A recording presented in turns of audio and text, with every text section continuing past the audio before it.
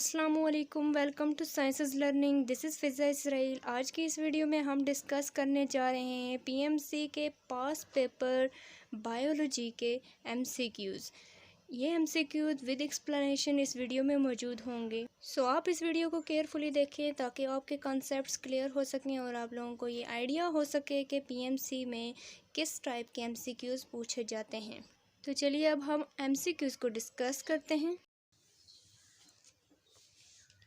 जो first MCQs है हमारे पास पीएमसी के पास टेस्ट में से, वो है enzyme work by which of the following: increasing the activation energy, reducing the activation energy, making the exergonic reaction endergonic और making the endergonic reaction exergonic. इन चारों ऑप्शन में से जो बेस्ट वन ऑप्शन है हमारे पास है वो है रिड्यूसिंग द एक्टिवेशन एनर्जी। इस ऑप्शन में ये है कि ये जो एंजाइम होता है, ये हमारे पास कोई भी रिएक्शन हो रहा होता है, उसकी जो इसको अमाउंट चाहिए होती है एनर्जी की, वो ज़्यादा चाहिए होती है। जबकि एंजाइम जिस टाइम हम उस रिएक्शन में यूज़ करते हैं तो वो एंजाइम उस रिएक्शन की एनर्जी को लो कर देता है, जिसकी वजह से हम इस ऑप्शन को चूज़ कर रहे हैं कि ये रिएक्शन की एनर्जी को डाउन करके हमारे पास उस रिएक्शन को मोर पॉसिबल बनाता है। नेक्स्ट एमसीक्यूज है ribosome combined with messenger RNA are called: option A lysosome, nucleosome, polysome, option D है। अब इन तमाम ऑप्शन में से ऑप्शन सी जो है ये है करेक्ट वन, क्योंकि जो हमारे पास एक मैसेंजर आरएनए, जिस वक्त उसकी बहुत लॉन्ग चेन होती है, मैसेंजर आरएनए बहुत बड़ा होता है, उसके साथ छोटे छोटे राइबोसोम ग्रुप के साथ अटैच हो जाते हैं और वहाँ पे उस मैसेंजर आरएनए की इंफॉर्मेशन को वो कॉपी करके प्रोटीन बनाते हैं और वो बाद में वो प्रोटीन कंबाइन होके एक लॉन्ग चेन बना लेती है। और ये प्रोसेस है, ये जो जिस टाइम राइबोसोम मैसेंजर आरएनए के साथ अटैच होते हैं तो उसको हम पोलिसोम कहते हैं। Upward movement of sap by the xylem is called: option A ascent of sap, plasmolysis, deplasmolysis, guttation. अब इसमें तो है ऑप्शन। नेक्स्ट एमसीक्यूज है photosystem 2 has molecule which absorb maximum light of 680 nanometer, 100 nanometer, 700 nanometer and 670 nanometer. इसमें से जो option है हमारे पास ऑप्शन ए करेक्ट हो रहा है। अगर यहाँ पे फोटो सिस्टम 2 की जगह फोटो सिस्टम 1 होता तो हमारे पास 700 नैनोमीटर करेक्ट होता, और फोटो सिस्टम 2 की जो रेंज होती है वो 680 नैनोमीटर वाली है। नेक्स्ट एमसीक्यूज है हमारे पास what are the sub units of capsids? Capsids की सब यूनिट्स क्या हैं? कैप्सोमस, फ्लैजेला, हाइफी या फिर सेप्टा। अब इसमें जो कैप्सिड की सब यूनिट्स हैं वो तो कैप्सोमर हैं, जिसकी आगे 2 टाइप्स होती हैं, पेंटोन और हेक्सोन, जो वर्टिसेस और फेसेस पे अरेंज होके जो वायरस का कैप्सिड होता है उसको प्रिपेयर करते हैं। नेक्स्ट एमसीक्यूज है हमारे पास an enzyme which require a biological change in order to become active is called: transferase, zymogen, hydrogenase, trypsin. अब यहाँ पे हमें वो एंजाइम सेलेक्ट करना है जिसके साथ कोई एडिशनल चेन या कोई चीज़ भी एडिशनल अटैच होती है, जिसको हमें रिमूव करके उस एंजाइम को एक्टिव बनाना पड़ता है। पहले वो इनएक्टिव फॉर्म में होता है। अब यहाँ पे हम जो करेक्ट वन होगा उसको हम चूज़ करेंगे ज़ाइमोजन, क्योंकि जो भी इनएक्टिव एंजाइम सबसे पहले सेक्रेट होते हैं तो उनको हम कहते हैं वो ज़ाइमोजन ग्रेन्यूल्स हैं। तो इसलिए हम ऑप्शन बी को करेक्ट कर रहे हैं, जबकि ऑप्शन डी भी इसमें आ सकता है, क्योंकि ट्रिप्सिन भी एक इनएक्टिव एंजाइम था जिसको हम ट्रिप्सिनोजिन कहते थे, जिसको बाद में इंटीरोकाइनेज एक एंजाइम होता है जो एक्टिव करके ट्रिप्सिन बना लेता है। नेक्स्ट एमसीक्यूज है हमारे पास व्हेन 2 और more clearly different phenotypes exist in same population of the species the phenomena is called: replication, polymorphism, gene linkage, gene expression. अब दो या दो से ज़्यादा डिफरेंट फिनोटाइप्स होंगी एक ही पॉपुलेशन की स्पीशीज़ में, उनमें डिफरेंट फिनोटाइप्स पाई जाएंगी, तो इस फिनोमिना को हम कहेंगे polymorphism. Which of the following section of a sarcomere does not shorten during the contraction? Option A I band, option B H zone, option C A band and option D none of these. I band वो band है जहाँ पे thin myofilament हमारे पास I band को बनाती हैं, और H zone में एच जोन ए बैंड का लाइट रीजन है, ब्राइट वाला रीजन है, और ए बैंड जहाँ पे थिक मायोफिलामेंट होते हैं वो ए बैंड कहलाता है।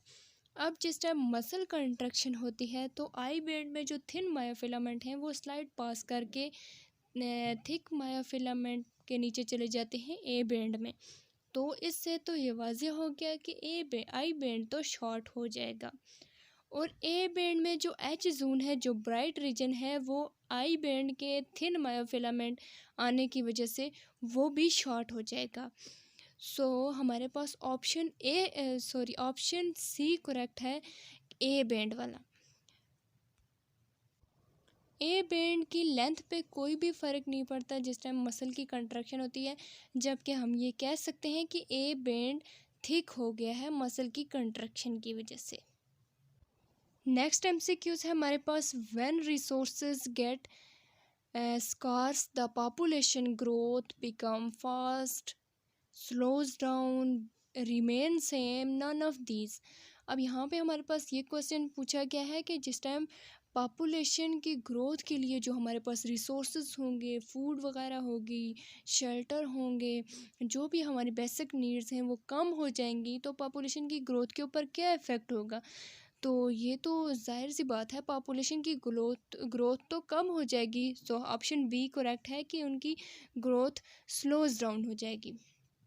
नेक्स्ट एमसीक्यूज है, according to Ivanovsky water soluble living germ. Ivanovsky के अकॉर्डिंगली कौन सा लिविंग जर्म है जो सॉल्युबल है? इसमें ऑप्शन डी करेक्ट है। ऑप्शन डी में हम ये कह सकते हैं इवानोविस्की के अकॉर्डिंगली बैक्टीरिया और वायरस दोनों सॉल्युबल लिविंग जर्म्स हैं। If both the alleles are same with respect to the gene, then they are called heterozygous, unicellular, homozygous, none of these. अगर जीन के अकॉर्डिंगली दोनों एलील ए दोनों सेम हैं तो इसको हम क्या कहेंगे? इसको हम होमोजाइगस कहेंगे। अगर एलील ए एक कैपिटल है दूसरा भी कैपिटल है तो उसको हम होमोजाइगस कहेंगे। अगर एलील एक कैपिटल है दूसरा स्मॉल है तो इसको हम हेट्रोजाइगस कहेंगे। हेट्रोजाइगस में एक रिसेसिव होता है और एक डोमिनेंट होता है। और इसके बाद हमारा नेक्स्ट क्वेश्चन है, the part of chloroplast where carbon dioxide is fix to manufacture sugar is stroma, grana, thylakoid, outer membrane. अब यहाँ पे जो ऑप्शन है ऑप्शन ए करेक्ट है, क्योंकि जो भी लाइट रिएक्शन के प्रोडक्ट होते हैं जैसे कि ATP, NADH, वो स्ट्रोमा में केल्विन साइकिल में यूज़ होते हैं और यूज़ होके कार्बन डाइऑक्साइड की वहाँ पे फिक्सेशन होती है और ग्लूकोज, प्रोटीन या कुछ भी ऑर्गेनिक मॉलिक्यूल सिंथेसाइज किया जाता है। तो यहाँ पे ऑप्शन ए करेक्ट है। नेक्स्ट क्वेश्चन है, it is the most energy rich compound FADH2, NADH, ATP, GTP। अब यहाँ पे मोस्ट एनर्जी रिच कंपाउंड बताना है हमने। इसमें से जो ऑप्शन सी है वो करेक्ट है, क्योंकि FADH2 हमें 2 ATP 1 FADH देता है, जबकि एक NADH को देखा जाए तो ये हमें 3 ATPs देता है। नेक्स्ट क्वेश्चन है हमारे पास, a single motor neuron may innervate as few as 3 to 5 fibres in the muscles of upper arm, legs, eyes, heart. इसमें है ऑप्शन सी। इसमें ऑप्शन सी आइज़ में आ जाता है, ये वाला सिंगल मोटर न्यूरॉन जिसमें 3 से 5 फाइबर्स ऑफ मसल्स होते हैं आइज़ में। aquatic arthropods belonging to this class breathe through gills. Insects, option B arachnids, option C crustaceans, option D arachnids and crustaceans. इसमें है ऑप्शन सी क्रस्टेशियंस, वो आर्थ्रोपोड्स हैं जो गिल्स के थ्रू ब्रीथ करते हैं. नेक्स्ट क्वेश्चन है which cell secrete flexible elastic non living matrix collagen that surround the chondrocytes. अब यहाँ पे इन्होंने क्वेश्चन में ये बता दिया है जो कॉन्ड्रोसाइट्स को सराउंड करेगा. तो यहाँ पे क्वेश्चन में ये आंसर मौजूद है.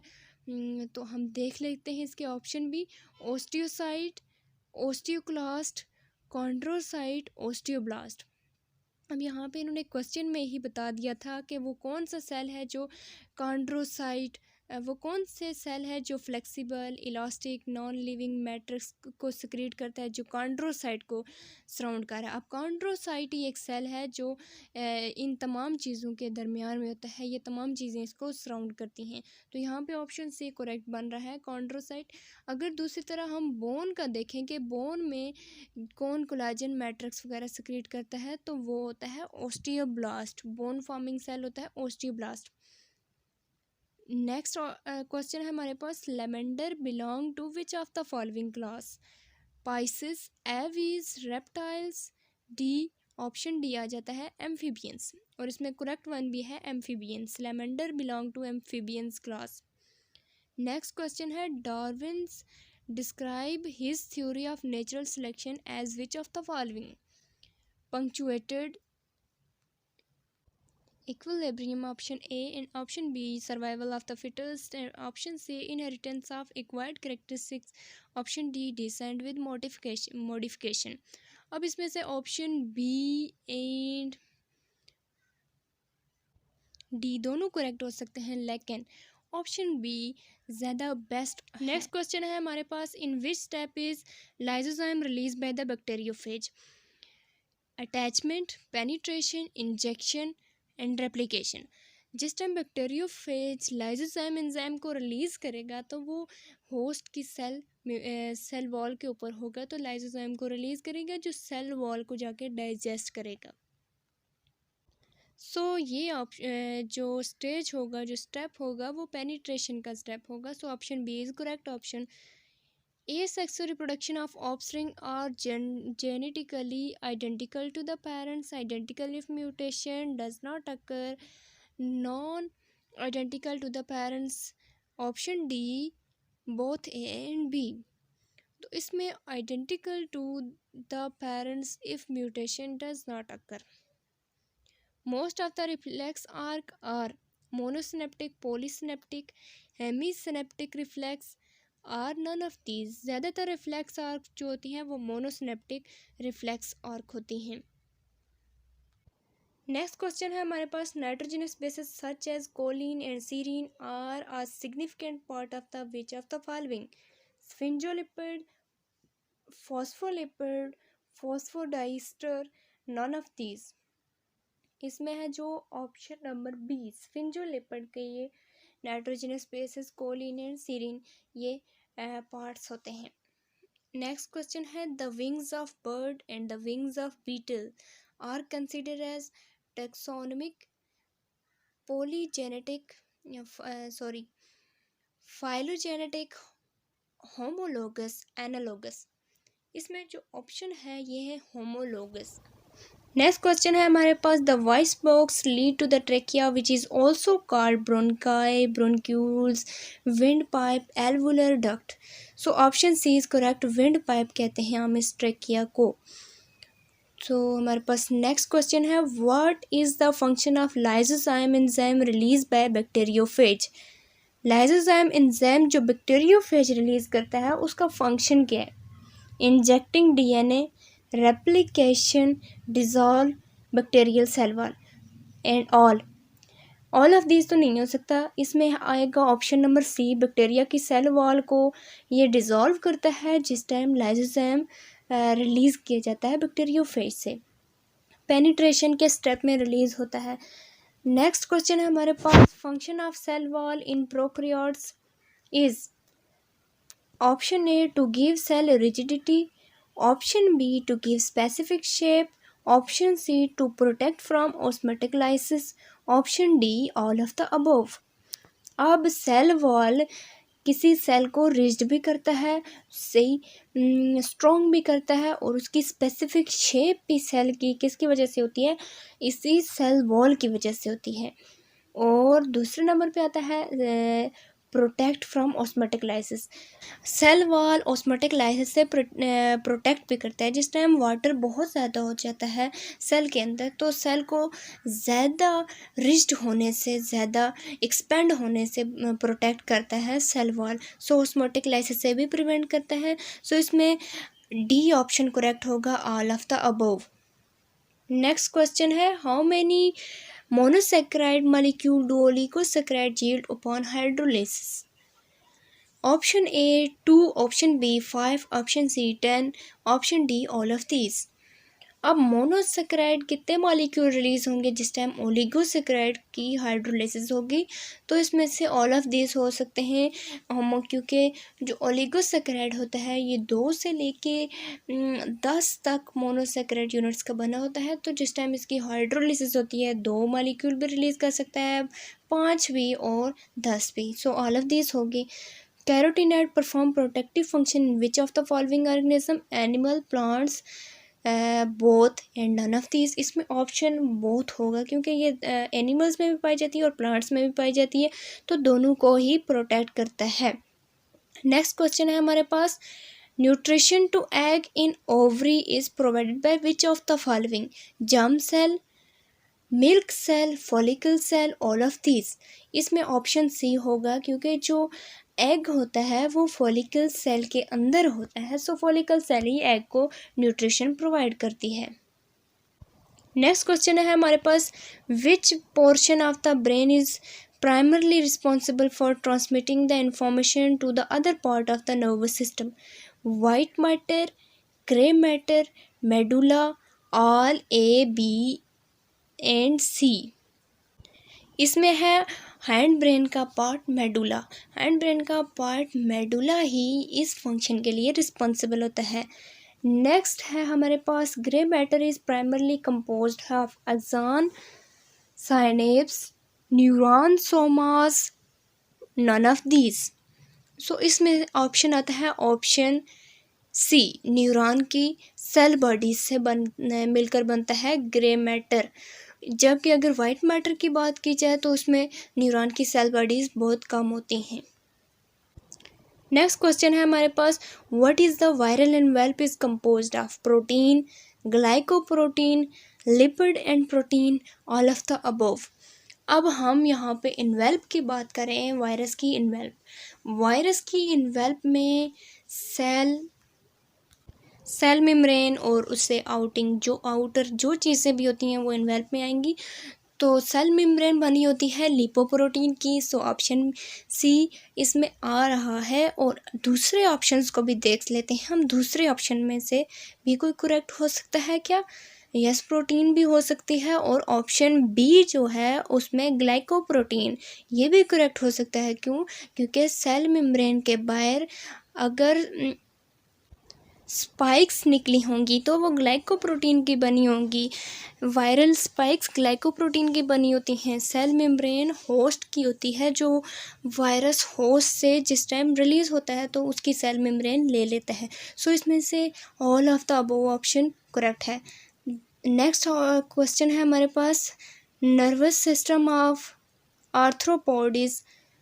Option A, a brain, a ventral nerve cord and the several ganglia. Option B, a brain, a dorsal nerve cord and the several ganglia. Option C, a brain, a dorsal and ventral nerve cord and several ganglia. Option D, a ventral nerve cord and the several ganglia. अब इस तरह के option में सबसे पहले आपको ये चीज़ देखनी है कौन कौन से ऑप्शन, कोई चीज़ ऐसी जो आपको पता हो, सबसे पहले उसकी बेस पे सारे ऑप्शन को देखें। अब आपको पता है आर्थ्रोपोड के नर्वस सिस्टम में ब्रेन आ रहा है, तो हम ब्रेन वाले सारे ऑप्शन को देखेंगे। हमारे पास 3 ऑप्शन है, तो इसका मतलब हमारे पास चौथा ऑप्शन जो है वो हमारे पास करेक्ट नहीं हो सकता, तो उसको हम यहीं से निकाल देते हैं। 3 ऑप्शन हम आगे देखते हैं। उसके बाद हमारे पास हमें ये पता होना चाहिए कि जो वेंट्रल कॉर्ड होता है आर्थ्रोपोड जो नर्व कॉर्ड होता है आर्थ्रोपोड में वो वेंट्रल होता है। सो अब हम वेंट्रल नर्व कॉर्ड वाले ऑप्शन को देखेंगे। पहला वेंट्रल नर्व कॉर्ड वाला है, दूसरा डॉर्सल है, तीसरा भी डॉर्सल है। ये दो जो डॉर्सल ये दोनों भी निकल गए, हमारे पास ऑप्शन ए बच जाता है और ऑप्शन ए ही करेक्ट है। Brain, ventral nerve cord and several ganglia. Next question है हमारे पास, when vasopressin is not secreted the condition that occur is called acromegaly, diabetes mellitus, dwarfism, diabetes insipidus. अब जो वेसोपर्सन है एक हार्मोन है जिसकी अंडर सिक्रेशन होगी तो उससे क्या डिजीज़ हो सकती है ये हमने बताना है। अब वेसोपर्सन का एक सेकंड नेम ही है ADH। तो इसकी अंडर सिक्रेशन से हमें जो डिजीज़ हो सकती है पेशेंट को वो है डायबिटीज़ इंसिपिडस। और नेक्स्ट क्वेश्चन है हमारे पास, which of these is a eucolimate. अब यूकोलीमेट में जो ऑप्शन हमने देखने हैं वो है अर्थवर्म, जेलीफिश, साइकन, प्लेनेरिया। अब इसमें जो है ऑप्शन डी करेक्ट है, ये है किंगडम एनिमिलिया का क्वेश्चन। किंगडम एनिमिलिया में से 2, 3 या 4 क्वेश्चन तो आते ही आते हैं। तो इसको आपने ट्रिक्स बना के किंगडम एनिमिलिया की एग्जांपल्स को याद करना है। जैसे कि यहाँ पे अब आ गया यूकोलीमेट की एग्जांपल बता दें। यूकोलीमेट की एग्जांपल प्लेनेरिया है। अब इसका एक साइंटिफिक नेम है वो भी आपको याद करना है। अब इन एग्जांपल्स की अगर आपको चाहिए हो तो मैं एक दिन आपको इनकी ट्रिक्स बना के शेयर करूँगी, तो उससे आपको इन एग्जांपल्स को याद करना आसान हो जाएगा, क्योंकि एग्जांपल वाला क्वेश्चन तो आता है PMC के पेपर में। नेक्स्ट क्वेश्चन है हमारे पास, many sarcomeres in series make up the length of microtubules, myofibrils, myosin filament, M line. अब यहाँ पे हमने ये जज करना है कि वे सार्कोमेयर क्या बनाता है लेंथ में, लेंथ वाइज अरेंज होता है। अब सार्कोमेयर जो थिक और थिन मायोफिलामेंट में थिन मायोफिलामेंट में जो जी लाइन होती है, जी लाइन के दरमियान जो डिस्टेंस होता है उसको हम कहते हैं सार्कोमेयर। सो इसमें से जो ऑप्शन होगा वो मायोसिन फिलामेंट तो नहीं हो सकता, क्योंकि इसमें पूरी मायोफिब्रिल जो होता है ना उसकी लेंथ बनाता है। सो ऑप्शन बी इसमें करेक्ट हो सकता है। तो नेक्स्ट क्वेश्चन है हमारे पास, Koshland in 1959 propose the modified form of which of the following, unit membrane model, fluid mosaic model, reflexive index model, induce fit model. अब जो ऑप्शन ए और ऑप्शन बी ये दोनों तो सेल मेम्ब्रेन के मॉडल हैं, जबकि हमने बताना है जो एंजाइम के रिलेटेड मॉडल था जो कोशलैंड ने दिया था। ऑप्शन सी भी रिफ्लेक्टिव इंडेक्स मॉडल है, जबकि ऑप्शन डी है induce fit model. Induce fit model ये कोशलैंड का ये करेक्ट ऑप्शन है। हमने एंजाइम के मॉडल में से बताना थे, एंजाइम के जो 2 मॉडल थे, लॉक एंड की मॉडल और इंड्यूस फिट मॉडल। इसमें से इंड्यूस फिट मॉडल कोशलैंड ने प्रपोज किया था, जबकि लॉक एंड की मॉडल ईमेल फिशर ने प्रपोज किया था। अब इन मॉडल की जो डेट्स है ना ये भी साथ में याद करनी पड़ेंगी आपको, क्योंकि ये डेट्स भी आ सकती हैं PMC के पेपर में। नेक्स्ट MCQs है हमारे पास, extremely long molecule of DNA that is tightly folded to fit inside the cell component is called nucleus, chromosome, chromatin body, chromatid. अब लॉन्ग जो कंपोनेंट होता है, लॉन्ग मॉलिक्यूल होता है DNA का, वो तो होता है क्रोमेटिन बॉडी। सो यहाँ पे ऑप्शन है ऑप्शन सी करेक्ट है। नेक्स्ट क्वेश्चन है हमारे पास, breathing is consider as chemical process, biochemical process, mechanical process. Option D both A and B. अब यहाँ पे जो है वो केमिकल प्रोसेस भी हो सकता है ब्रीथिंग, बायोकेमिकल प्रोसेस भी हो सकता है। So option A and B is correct, जबकि मैकेनिकल प्रोसेस भी ब्रीथिंग हो सकता है। जिस टाइम हम ब्रीथिंग को इनहेल या एक्सहेल करते हैं तो वॉल्यूम जो होता है हमारी चेस्ट के अंदर वो इंक्रीज़ होता है। ये मैकेनिकल प्रोसेस है तो हम इसको मैकेनिकल भी कह सकते हैं, लेकिन यहाँ पे बोथ वाला ऑप्शन दिया हुआ है, केमिकल और बायोकेमिकल वाला, ये दोनों भी हैं, तो यहाँ पे हम ऑप्शन डी को करेक्ट करेंगे। So question number 99, which of the following best describe the competitive inhibitor? To occupy the active site, destroy the structure of enzyme, resemble structurally with substrate, and option D is both B and C. Occupy the active site. अब option A है do occupy the active site, ये भी correct हो सकता है क्योंकि जो competitive inhibitor में जो हमारे पास इनहिबिटर होता है वो एक्टिव साइट के साथ तो बाइंड होता ही है। Destroy the structure of enzyme, अब इसको देख लेते हैं हम। स्ट्रक्चर ऑफ एंजाइम तो इसकी वजह से डिस्ट्रॉय नहीं होता क्योंकि जिस टाइम इनहिबिटर एंजाइम का स्ट्रक्चर तो डिस्ट्रॉय नहीं होगा क्योंकि जिस टाइम इनहिबिटर अटैच होता है उसके बाद अगर उसका एक्चुअल प्रोडक्ट की कंसंट्रेशन ज़्यादा हो जाएगी तो कॉम्पिटिटिव इनहिबिटर में वो जो इनहिबिटर होगा वो रिमूव हो जाएगा जबकि दूसरा इसमें ऐड हो जाएगा। नेक्स्ट है हमारे पास resemble structurally with substrate, yes ये करेक्ट है। रिजेंबल स्ट्रक्चरली विद सबस्ट्रेट के साथ रिजेंबल करता है। Option D both B and C, B option तो हमारे पास करेक्ट नहीं है, सी ऑप्शन करेक्ट है। सो हम सी को, ऑप्शन ए और सी दोनों करेक्ट हैं जबकि सी ज़्यादा इफेक्टिव है तो हम सी को यूज़ करेंगे कॉम्पिटिटिव इनहिबिटर के लिए। नेक्स्ट क्वेश्चन है हमारे पास, इन अ typical menstrual cycle of 28 days, what is the most likely fertile period? Day 5 to 10, day 1 to 5, day 14 to 15, day 11 to 14। अब इसमें 11 to 14 डे हो सकता है फर्टिलिटी का ज़्यादातर most effective period. Next question हमारे पास, the membrane around the vacuole is known as, option A tonoplast, option B elioplast, option C cytoplast and option D amyloplast।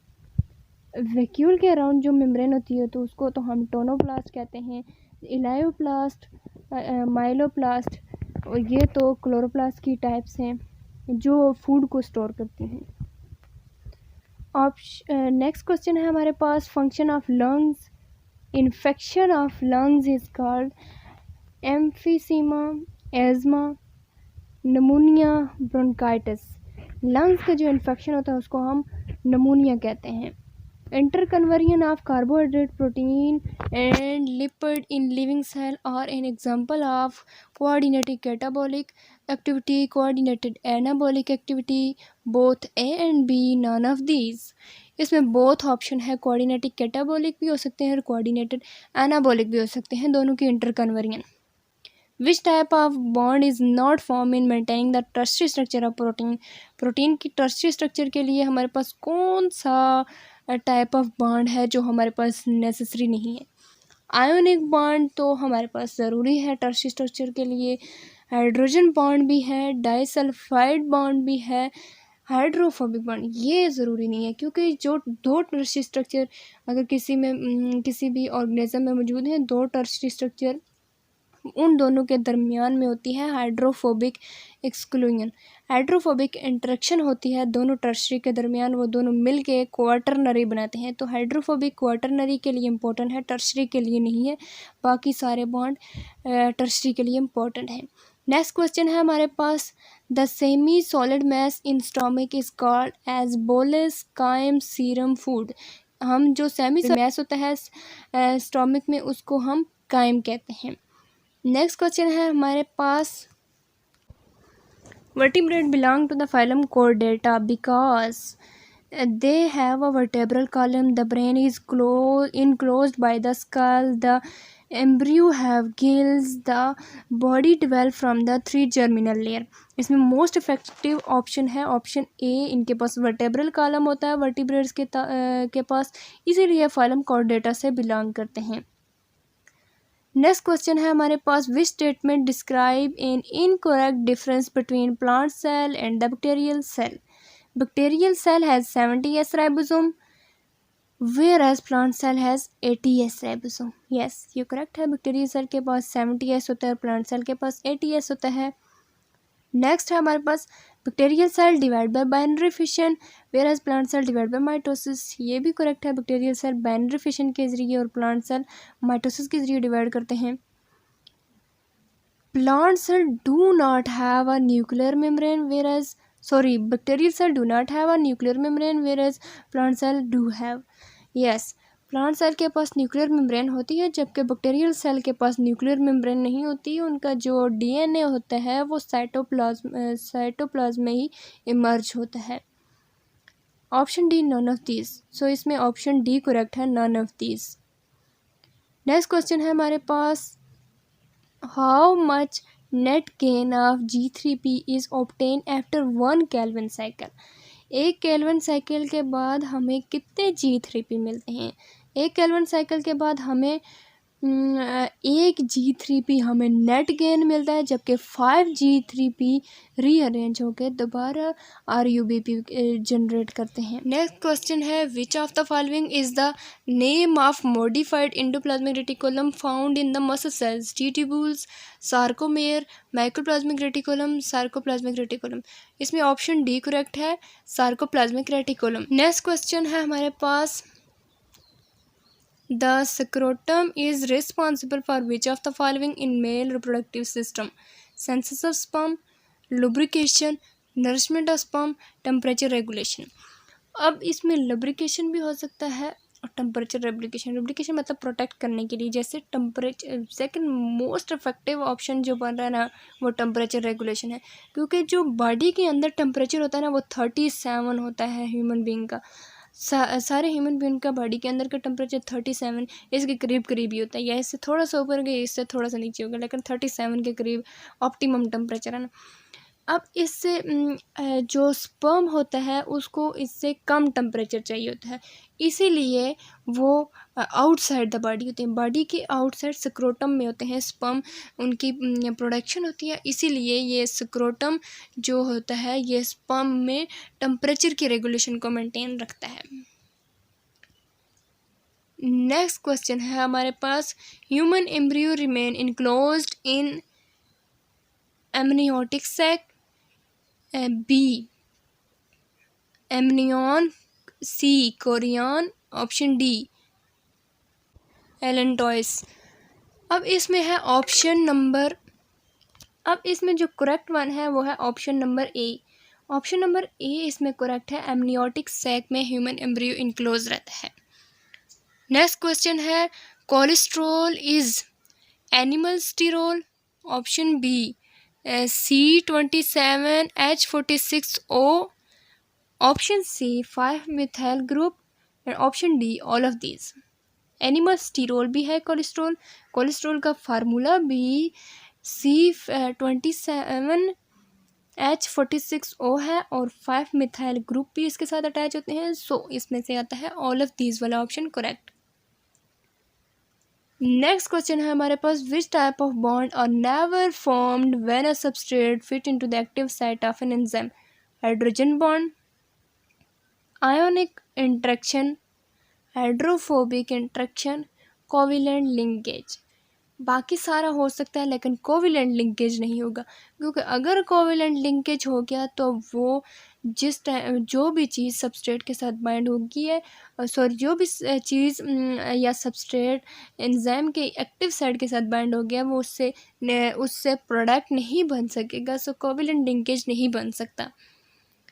आगे है, in most cases the blastomere can produce complete embryo. The cleavage will be a spiral and determinate, spiral and indeterminate, radial and determinate, radial and indeterminate। इसमें है option D correct, radial और indeterminate. Next question है, primordial soup is a set of hypothetical condition on ancient earth first propose by, और इसमें है option D correct, Alexander Oparin. Next question है हमारे पास, जिब्रिलियन में be substituted for which colour of light therefore promote flowering in the long day plants. Gibberellins में जो होता है वो रेड कलर ऑफ लाइट के लिए ज़्यादा सब्सटीट्यूटेड होता है, इफेक्टिव होता है, और ये फ्लावरिंग भी red day long day plants में प्रमोट करता है, क्योंकि due to red colour of light, red colour light की वजह से। सो इसमें ऑप्शन ए करेक्ट है। नेक्स्ट क्वेश्चन है हमारे पास, which of these is involve in coordinated movement of body, cerebellum, cerebrum, medulla pons. और इसमें है option number A cerebellum. Cerebellum body की कोऑर्डिनेटेड मूवमेंट में इन्वॉल्व होता है। नेक्स्ट क्वेश्चन हमारे पास, it uses the single stranded RNA as a template for making the double stranded DNA। Single stranded RNA को DNA बनाने के लिए हम यूज़ करते हैं। कौन सा एंजाइम इसमें हेल्पफुल होता है? इसमें DNA पॉलीमरेज हेल्पफुल होता है, DNA ligase, reverse transcriptase, all of these. इसमें आ जाता है रिवर्स ट्रांसक्रिप्टेज एंजाइम, जो जिस टाइम वायरस किसी भी होस्ट सेल के अंदर जाता है तो वो इसको अपने साथ, इस एंजाइम को अपने साथ लेके जाता है, ताकि वो RNA से DNA बनाने में उसको आसानी हो। नेक्स्ट क्वेश्चन है, दीज और largest animal viruses, HIV, pox virus, कोविड-19, HBV। पॉक्स वायरस जो होते हैं लार्जेस्ट वायरसेस होते हैं। नेक्स्ट क्वेश्चन है, true bacteria are termed as eubacteria, archaebacteria, cyanobacteria, none of above. इसमें ऑप्शन ए है यू बैक्टीरिया, ट्रू बैक्टीरिया कहलाते हैं, क्योंकि जो यू यूज़ हुआ है यहाँ पे, वर्ड यू का मतलब होता है ट्रू। सो व्यूअर्स, ये थी आज की वीडियो जिसमें हमने PMC के पास्ट पेपर्स बायोलॉजी के MCQs डिस्कस किए। आई होप आपको इन सब MCQs के कॉन्सेप्ट क्लियर हो गए होंगे। फिर भी अगर आपको कोई भी प्रॉब्लम हो इन MCQs में तो आप मुझसे कमेंट में पूछ सकते हैं। अगर आपको वीडियो पसंद आई है तो इस वीडियो को लाइक कर दीजिए, चैनल को सब्सक्राइब कर दीजिए और साथ लगे बेल आइकन के बटन को प्रेस करना मत भूलें, ताकि आने वाली नेक्स्ट इन्फॉर्मेटिव और इंटरेस्टिंग वीडियोस का नोटिफिकेशन आप तक बआसानी पहुंच सके।